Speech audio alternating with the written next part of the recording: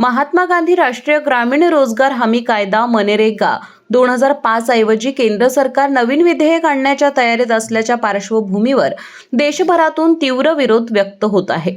या निर्णयाच्या निषेधार्थ आज कोल्हापुरातील पापाची तिकटे येथील राष्ट्रपिता महात्मा गांधी यांच्या पुतळ्यासमोर आम्ही भारतीय लोक यांच्या वतीनं गांधी टोपी परिधान करत आत्मक्लेश आंदोलन करण्यात आलं।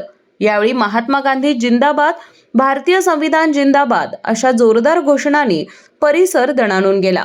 महात्मा गांधींचं नाव आणि विचार पुसण्याचं पाप सरकार करत असून इतिहास बदलण्याचा प्रयत्न सुरू असल्याचा आरोप आमदार सतेज पाटील यांनी यावेळी बोलताना केला। आज मनरेगाचं नाव बदललं जात आहे, उद्या 7/12 सुद्धा काढून घेण्यास हे सरकार मागे पुढे पाहणार नाही असा इशाराही यावेळी देण्यात आला। 1972च्या दुष्काळानंतर शेतकऱ्यांसाठी रोजगार हमीची चळवळ महाराष्ट्रातून उभी राहिली होती। निळू फुले यांच्यासारख्या व्यक्तींनी या लढ्याचं नेतृत्व केलं। मात्र सध्याचं सरकार महात्मा गांधी, पंडित नेहरू, इंदिरा गांधी यांची नावं पुसण्याचं काम करत असल्याची टीका शिवसेना ठाकरे गटाचे सहसंपर्क प्रमुख विजय देवणे यांनी केली। डॉक्टर उदय नारकर यांनी सरकारवर राष्ट्रीय प्रतीक आणि संविधानिक मूल्ये पुसण्याचा आरोप केला। महात्मा गांधींचा विचार हा गुलामगिरी मुक्तीचा मार्ग असून तो कधीही पुसला जाणार नाही असं ठाम मत त्यांनी व्यक्त केलंय।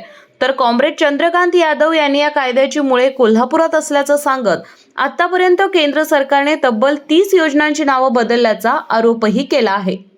यावेळी माजी आमदार ऋतुराज पाटील, शिवसेना ठाकरे गट उपनेते संजय पवार, काँग्रेस शहर अध्यक्ष सचिन चव्हाण, माजी नगरसेवक राजेश लाटकर, तौफिक मुल्लाणी, भूपाल शेटे, राष्ट्रवादी शरद पवार गटाचे जिल्हाध्यक्ष व्ही.बी. पाटील यांच्यासह पदाधिकारी आणि कार्यकर्ते उपस्थित होते। जनप्रवास लाईव्हसाठी कॅमेरामॅन आकाश कांबळे सोबत अमृता पवार, कोल्हापूर।